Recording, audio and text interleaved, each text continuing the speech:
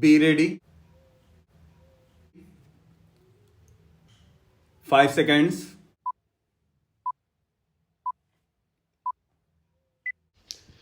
Start. I rise to support this bill brought forward by the government in regard to land ceiling in Delhi area. Sir, as has been said by my colleagues from both sides of the house, and ceiling is one aspect of land management in the agricultural economy of this country. While supporting the bill, I would like to draw the attention of the Honorable Minister, who himself is a knowledgeable person and who knows more about land management, to two important points which occur to me. One point is that land should be productive in the real sense, so that they may be able to take not only one crop but two crops as well. They will be in a position then to generate more surplus for the consumers. In this connection, the latest reports of the National Sample Survey, the RBI, and Agricultural Census published by his ministry are very bright. I do not want to go into the details because so many honorable members have said about this, and the honorable minister is also aware of this.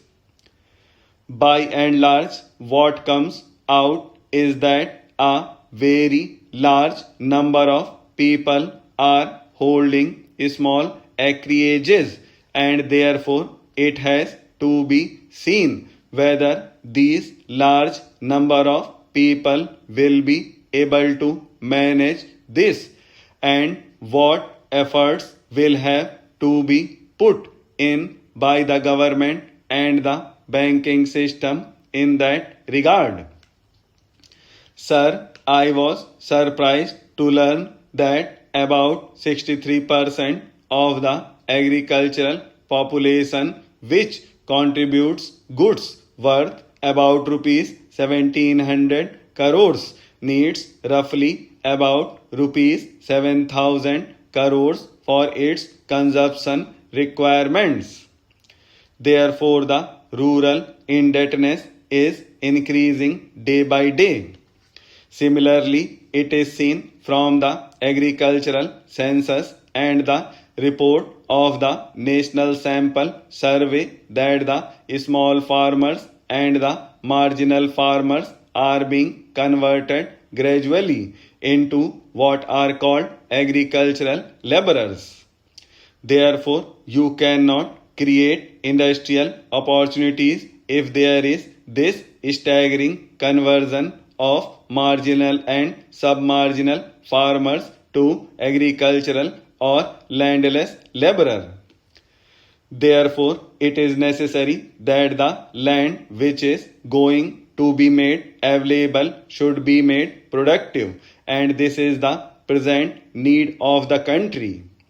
In this connection, I would like to draw the attention of the Honorable Minister to a very illuminating research carried out by one lady scientist and which has been published very recently.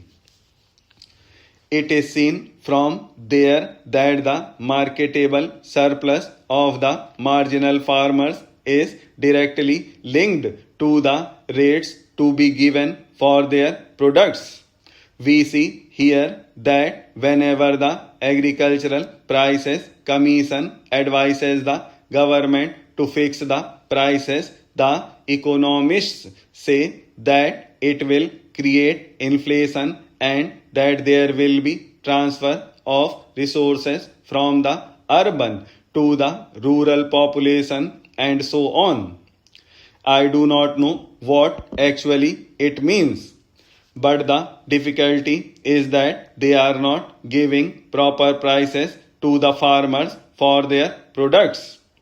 For that purpose, if the marketable surplus is to be taken from farmers, then care has to be taken, particularly with regard to the distribution of land, whether it is in Delhi or anywhere else in this country, so that proper relationship is maintained, whereby marketable surplus is made available.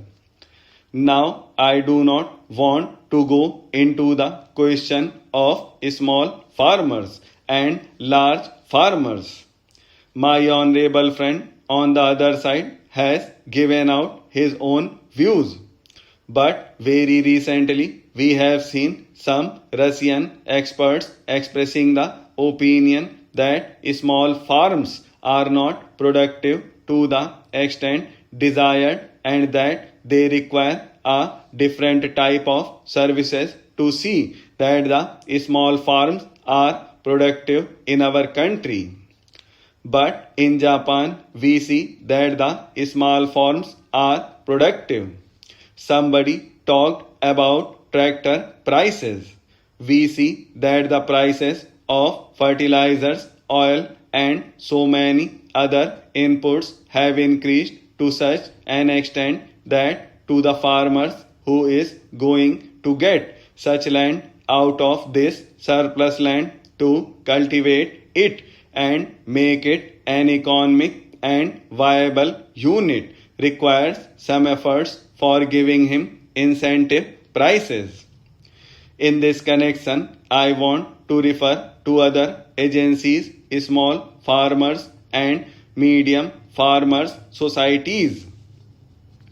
Now the scheme of rural banks, the efforts of the nationalized banks and the cooperative banks are there.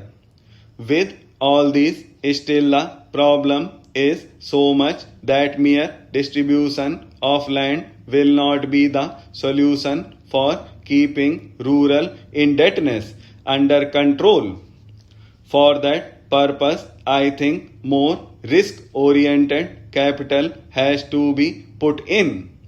Subsidy on agricultural inputs, incentives on mechanization scheme have to be given at such level whereby the marginal farmers or the small farmer will be induced to produce more. It is my experience that in metropolitan cities like Delhi, Mumbai, Calcutta, and Chennai, you have now enacted laws for small farmers and created distribution agencies for the available surplus land, but no steps are taken for Benami land held by professionals like doctors and lawyers. Sir, my friend has also sought a clarification. He wanted to know whether there has been a policy shift.